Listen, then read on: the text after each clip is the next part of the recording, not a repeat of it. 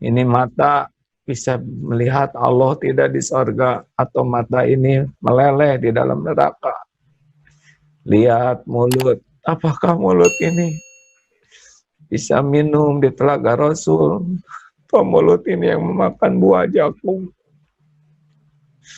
Terus lihat wajah sendiri, ini wajah akan bercahaya atau hitam legam atau mendidih otaknya. Baik. Bertanya. Jangan nanya, malu saya nggak bisa jawab nanti. Ini profesi.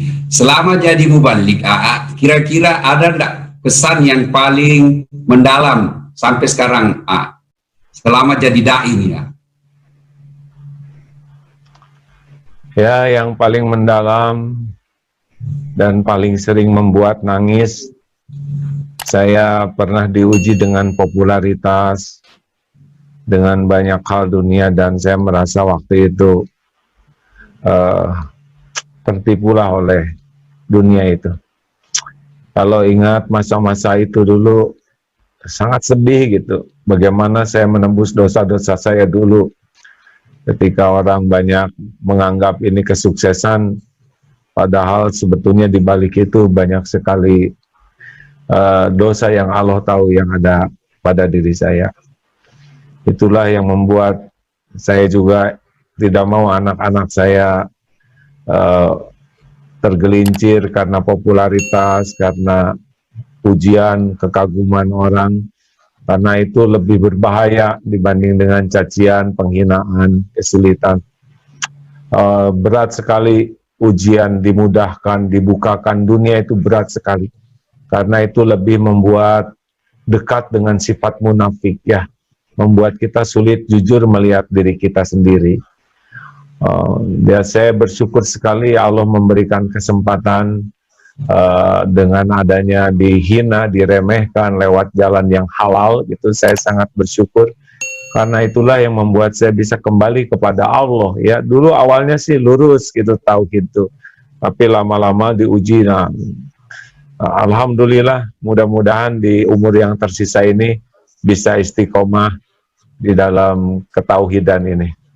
Itu yang paling tidak bisa dilupakan, ya, bahwa ujian, kemasyhuran, popularitas, kekaguman orang itu bahayanya besar sekali, sehingga Rasulullah menganjurkan menaburkan pasir, ya. Jadi memang yang lebih enak tuh biasa-biasa saja lah. Dan memang berat ini popularitas, sangat berat. Saya rasakan, seperti sekarang kita mau keluar, kalau ketemu orang masih ada yang tidak sadarkan diri, harus jaga jarak, nyerempet. Kadangkala hak-hak pribadi kita diserobot. Kadangkala kalau kita di bandara mesti istirahat. Ya, Pak, saya kira memang popularitas ini dulu saya pikirnya adalah sesuatu nikmat, ternyata musibah juga rupanya. Musibah. Nah, sebelum ini saya mohon berkenan memberikan nasihat buat saya. Apa kira-kira nasihat buat saya supaya saya bisa selamat dalam dakwah dan selamat untuk kehidupan saya yang... Wah, Ustadz ilmunya lebih tinggi dari udah malulah. Karena ini sudah banyak mengalami perjalanan hidup, ya. Saya berharap berkenan memberikan saya resep bagaimana saya bisa selamat dalam dakwah. Ya, mungkin itu harus banyak tafakur. Lihat saja nanti potret, ya, apakah wajah ini wajah bakalan jadi ahli sorga atau wajah bakalan jadi ahli neraka.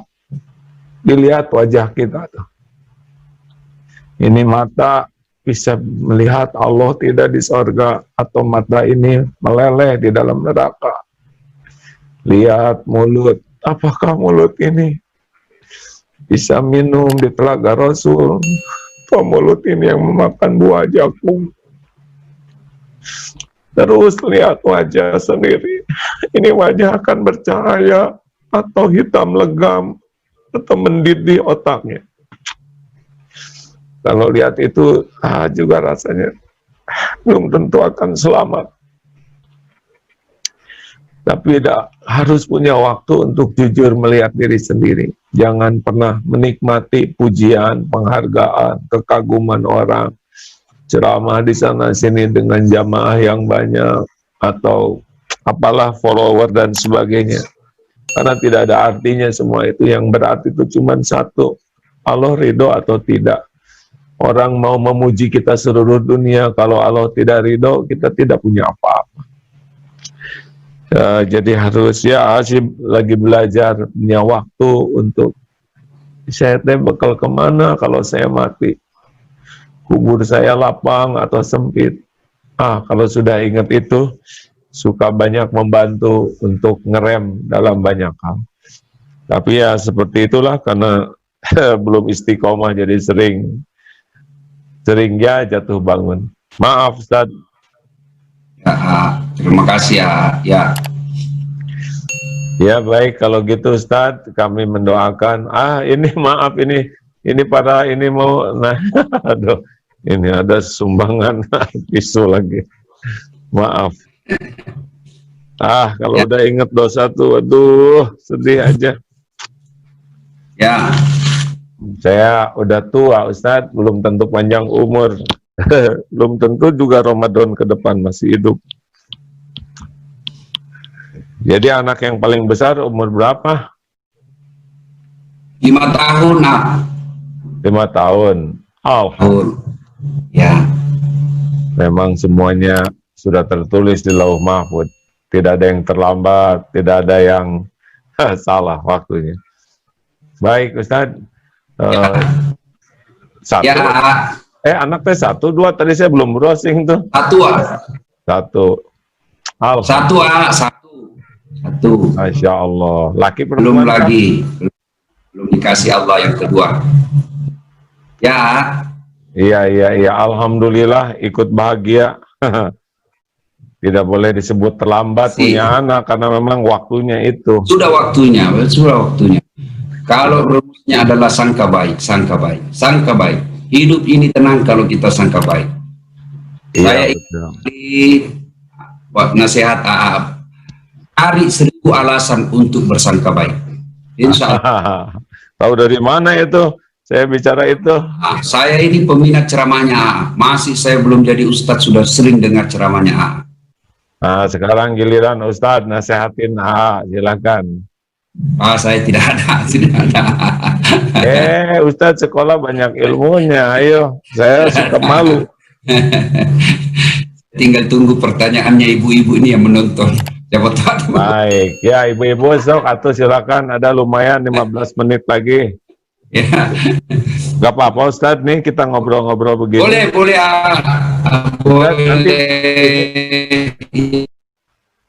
Boleh, silakan. Ya. Assalamualaikum, Waalaikumsalam.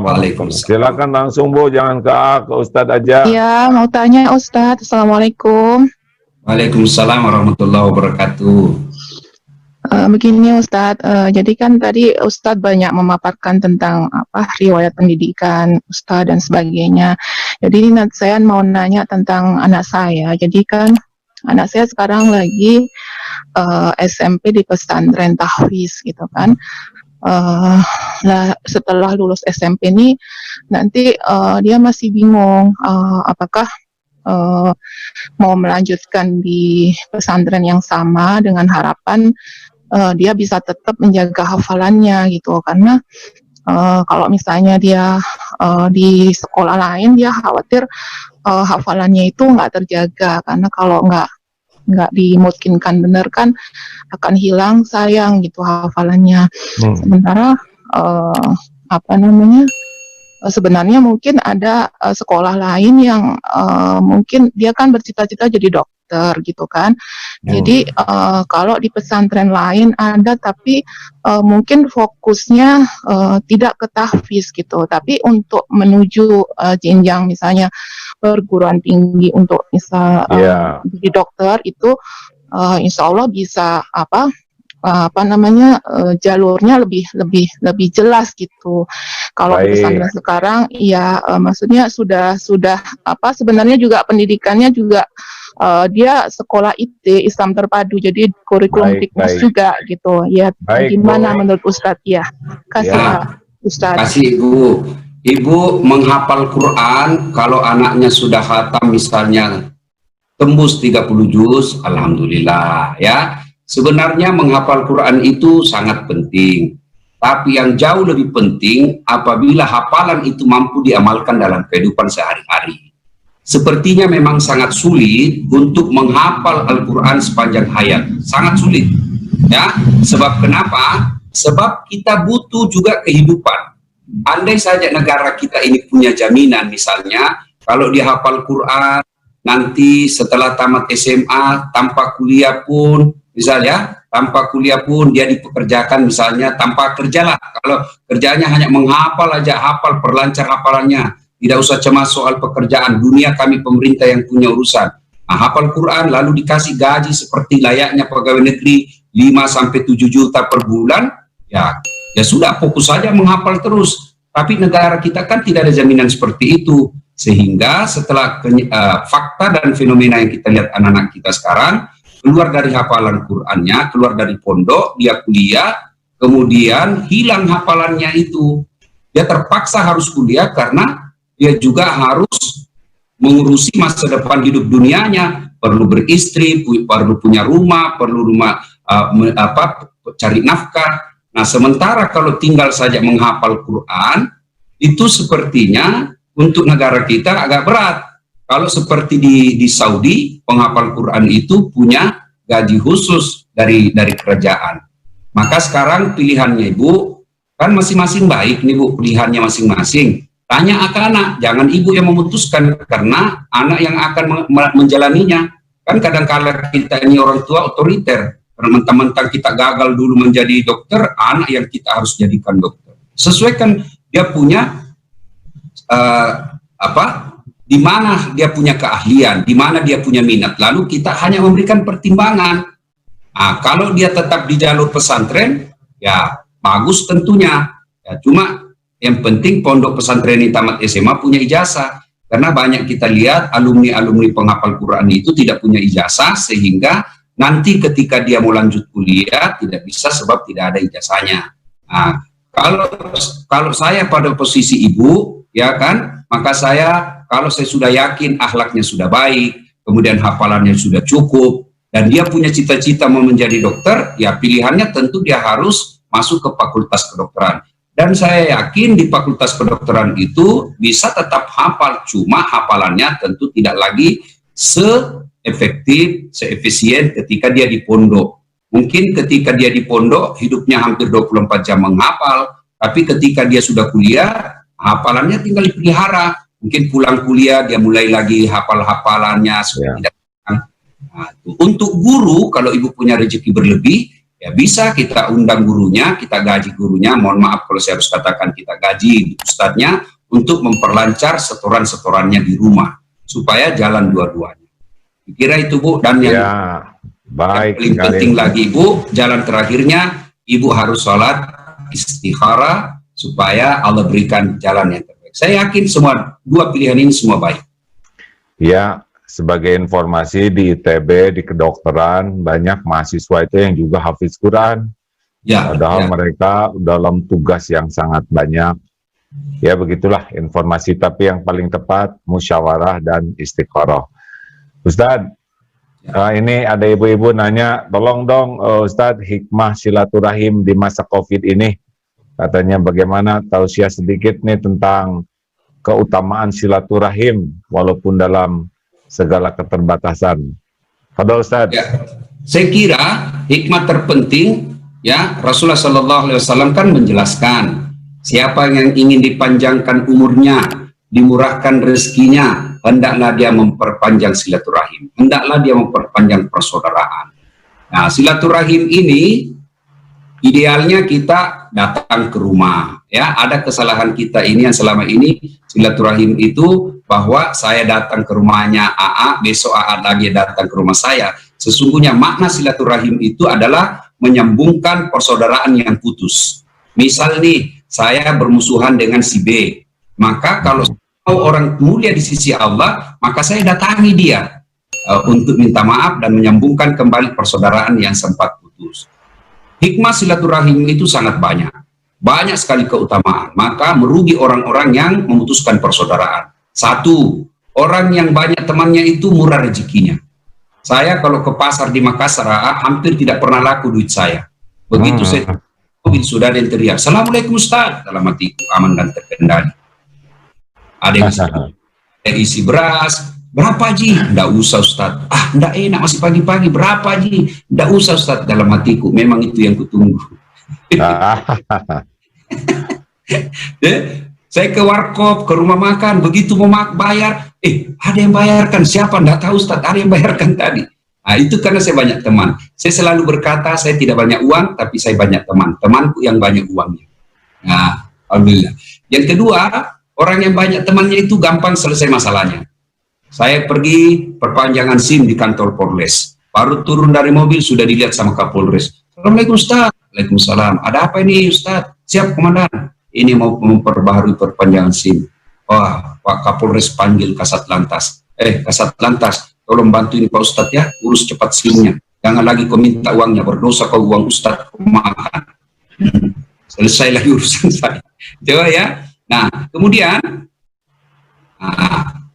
orang yang banyak amalnya di bulan suci Ramadan ini, tarawihnya lengkap, puasanya lengkap, dia tadarusnya 5 kali hatam, ada yang termasuk merugi. Nabi pernah tanya kepada sahabat, "Saudara-saudara sekalian, tahu kau yang bangkrut nanti di akhirat?" "Tentu namanya muflis." "Tahu enggak kau yang bangkrut di akhirat kelak?" Sahabat menjawab, "Yang tidak puasa, yang tidak sholat, yang tidak zakat, yang tidak haji." Nabi katakan, "Seperti lakukan itu." "Kalau begitu siapa yang bangkrut ya Rasul?" Nabi menjelaskan, "Jarusu wa khati'ur rahim." Orang yang memutuskan tali persaudaraan, ya, dan yang jahat sama tetangganya.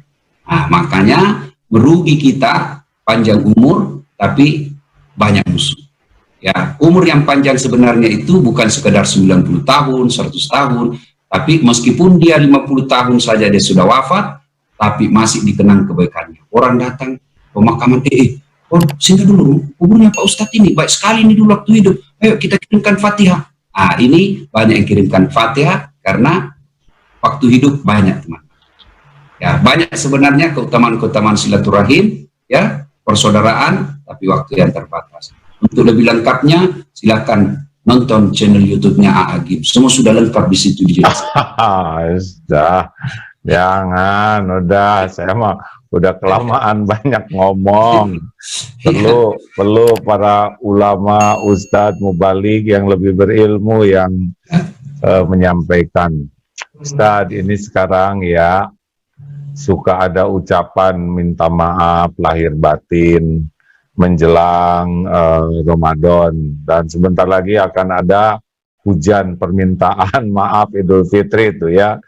Ate suka enak nggak dibuka, nggak enak dibuka, pasti lebih nggak enak karena nggak dibalas ya. Padahal kalau orang tahu berapa banyak itu kan tidak mudah. Gimana tuh Ustadz saran-sarannya? Tentang apa? Ya, tentang ucapan-ucapan Idul Fitri, minta maaf lahir batin dengan itu. Ya, sebenarnya itu yang melalui medsos ya. Iya, yang melalui medsos tuh ya, dicopas tuh ya. Ya, saya kira itu tradisi yang cenderung tidak sesuai yang diajarkan Nabi. Yang idealnya itu kita datang ke rumahnya sebagai penghormatan. Yang lebih parah yang seperti sampaikan tadi, tinggal copy paste. Begitu tidak ikhlasnya minta maaf, dia tinggal copy paste lalu kirim, hanya seremonial semata, tidak sampai di hati. Ya, apa susahnya bersilaturahim karena kita ini harus ada di rumah, tidak bisa keluar rumah. Silaturahim kita tetap jalan. Dengan cara apa? Ya, jangan cuma kirim WhatsApp. Kalau bisa telepon ya. Telepon, video call, sampaikan, apalagi kalau orang-orang yang kita anggap kita tuakan, kita hormati, apalagi tokoh-tokoh agama, idealnya kita telepon. Nah, biasa saya sendiri rasakan itu, membalas WhatsApp ini perlu waktu juga, dan bisa menimbulkan dosa di antara pengirimnya. Saya biasa 1-2 jam tidak pegang handphone, itu sudah ribuan yang tidak terbaca. Dan adalah yang bersangka buruk, sudah sombong, tidak balas lagi WhatsApp kita. Padahal kita tidak sempat baca sebab sudah bertumpuk. Maka yang bagus itu sebenarnya kita menelpon, ya. Ya, kalau tidak dijawab, sangka baik, selalu dikatakan AA, cari 1000 alasan untuk bersangka baik. Ya, pada prinsipnya ada baiknya dibanding tidak menyapa sama sekali. Tapi lebih bagus lagi kalau kita menelpon, apalagi kalau video call, apalagi kalau sudah nanti masalah ini sudah selesai, wabah ini sudah pergi, kembali, ya, kembali ke kampungnya, hilang sama sekali, maka alangkah bagusnya kita mendatangi. Apalagi kalau orang yang kita anggap guru, ya, kira itu. Ya, mungkin ini ya, kedalaman hati itu yang membuat ada rasa, ya. Jadi agak hati-hati kalau kita coba si copy paste di forward, kita aja yang menerimanya merasakan ini nggak serius, ya. Ya, betul, Ya. betul. Apalagi ya kalau lebih baiklah tunggu reda. Kadang-kadang kita mengirim begitu banyak dan gimana kita membacanya tidak sempat, apalagi membalasnya. Nah, untuk hal-hal seperti ini jangan sampai mengotori hati. Kita berbaik sangka saja bahwa mungkin sudah baca tapi tidak sempat membalas, atau mungkin membalas dengan doa, ya. Saya juga kadang-kadang kalau sudah tidak sempat ya paling didoakan, ya Allah semoga Engkau ampuni dan muliakan siapa yang, karena memang banyak sekali itu ya bagi ujiannya itu ya.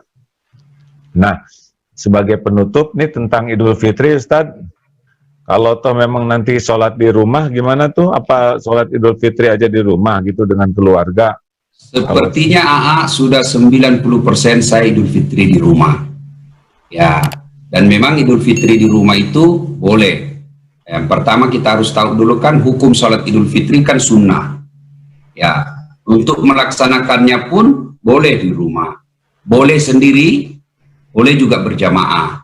Kalau kita berjamaah di rumah itu misalnya lebih dari 4 orang, dan ada yang pandai untuk jadi khatib, boleh ada khatibnya. Saya tidak tahu bahasa Arabnya Ustadz, ya tidak usah bahasa Arab. Ya, ajak kepada ketakwaan, penuhi rukun-rukun khutbah, selesai. Ya, kita sholat. Ternyata di rumah itu Ustadz, pondok putri misalnya, pesantren putri, semua istrinya putri. Bagaimana berjamaahnya? Perempuan boleh berjamaah. Cuma imamnya kalau laki-laki kan di depan. Kalau ini karena perempuan maka imamnya dia berada di saf pertama, sejajar dengan saf pertama, dia berada di tengah. Bagaimana soal menjaharkan, mengeraskan suara? Ya, dibenarkan membesarkan suara apabila diyakini di antara rumah itu, di gedung itu tidak ada laki-laki yang mendengarkannya. Tapi sebaiknya tidak usah dijaharkan.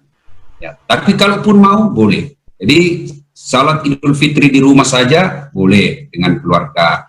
Misalnya saya akan bersama dengan keluarga, ya, istri, anak, kemudian kemanakan, orang-orang yang di rumah, ya sholat. Minimal 4, Ustadz ya, minimal 4. Minimal 4. Selepas itu ya kita sholat berjamaah, selesai naik saya khutbah, nasihati sedikit, ada tanya jawab, tidak ada tanya jawab. Nah, kalau tanya jawabnya selesai sholat baru ada tanya jawabnya. Kalaupun masih tanda jawab dan kita khawatir ada pertanyaan tidak bisa dijawab, ya, tanya jawab kali ini ditutup, tidak ada pertanyaan. Masya Allah, jadi tidak usah ribet gitu ya. Kalau ada ke lapangan dan diizinkan pemerintah, kita sholat di lapang. Tapi kalau memang belum ada izin, kita sholat di rumah. Nah, masalahnya kalau di rumah hanya 2 orang, seorang. Ya. Ustadz, kalau di rumah cuma ada 2 orang, seorang gimana? Ya sebenarnya ulama membenarkan boleh sholat Idul Fitri sendiri aja, boleh. Setahu saya boleh. Ya, berdua boleh. Ya, sholatnya. Begitu juga saya pernah komunikasi dengan menonton juga pendapat dari Ustadz guru kita Ustadz Abdul Somad pun begitu pendapat beliau, memang seperti yang bacaan saya juga membenarkan sendiri pun boleh sholat Idul Fitri. Iya, Masya Allah. Ada Alhamdulillah. khotbahnya. Tentu tidak ada khotbah, langsung salat Idul Fitri saja. Ya. Ya, karena pernah juga Ya. sesudah sholat ya, sebagian di negara Arab juga ada yang sesudah sholat itu bubar juga, tidak ada apa-apa, tidak apa-apa. Ya. Baik, Ustadz, ada pesan-pesan terakhir nih, tidak terasa nih 1 jam kita ngobrol-ngobrol begini. Saya meminjam kalimat AA bahwa jangan dibawa ribet. Ya, semua masalah ini jangan dibawa ribet, gampang saja. Ya, gimana caranya? Ya, kita ikuti saja ulama. Apa yang disampaikan ulama sebagai umat beragama Islam, ya kita ikuti ulama kita. Kalau ada kesalahan, tetap dinilai. Kan berijtihad itu, berikhtiar dengan kebaikan itu, salah pun masih ada nilainya 1. Ya, alhamdulillah, insya Allah kita ikuti saja apa anjuran majelis ulama. Insya Allah, nggak usah ribet. Terima kasih, tutup dengan doa Ustadz, mumpung Ramadan ini barokah. Kita awali dengan mengirimkan suratul Fatihah kepada Rasulullah Muhammad SAW. Wasiat dan keutamannya kita ikhlaskan untuk orang tua kita masing-masing, baik yang masih sehat walafiat, terutamanya yang sudah arwah. Ila hadratin Nabi Mustafa Muhammad SAW. Disebut orang tua kita masing-masing. Al-Fatihah.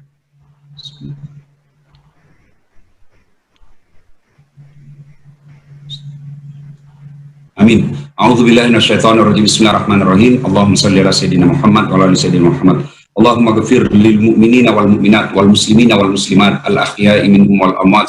Innaka sami'un qaribun mujibud da'wat wa qadiyal hajat. Allahumma ghfir lana wa liwalidayna warhamhuma kama rabbayana shaghira. Allahumma inna nas'aluka salamatan fid din, salamatan fid dunya wal akhirat, wa afiatan fil jasadi, wa siyadatan fil ilmi, wa barakatan fil rizqi, wa taubatan qablal maut, wa rahmatan indal maut, wa maghfiratan ba'dal maut. Allahumma hawwin alaina fi sakaratil maut, wa najatan minan nari wal afwa indal hisab. Rabbana la tuzigh qulubana ba'da idh hadaitana wa hab lana min ladunka rahmah innaka antal wahhab. Ya Allah, Zat yang Maha membalas, balaslah segala kebaikan orang-orang yang telah mewakafkan waktu, harta, dan ilmunya untuk acara dakwah ini. Angkat harkat dan martabatnya, wujudkan cita-citanya, bahagiakan keluarganya, dan jika kelak menghadap kepadamu, hadapkan dalam iman dan Islam. Rabbana atina fid dunya hasanah wa fil akhirati hasanah wa qina adzabannar. Subhana rabbika rabbil izzati amma yasifun. Wassalamun alal mursalin walhamdulillahi rabbil alamin. Alhamdulillah. Alhamdulillah, jazakallah khair Ustadz. Semoga Ya, Allah sama-sama. mengaruniakan nikmat iman, nikmat amal soleh, dan nikmat istiqomah sampai husnul khotimah. Salam untuk keluarga dan kawan-kawan. Sampai jumpa nanti di TV lagi ya. Terima kasih. Terima kasih ya ibu-ibu. Sekian dulu, para jamaah juga sekian dulu. Majelis Talim Aisyah, jazakumullah, terima kasih. Kita tutup dengan doa akhir majelis. Subhanakallahumma wa bihamdik asyhadu an la ilaha illa anta astaghfiruka wa atubu ilaik. Assalamualaikum warahmatullahi wabarakatuh.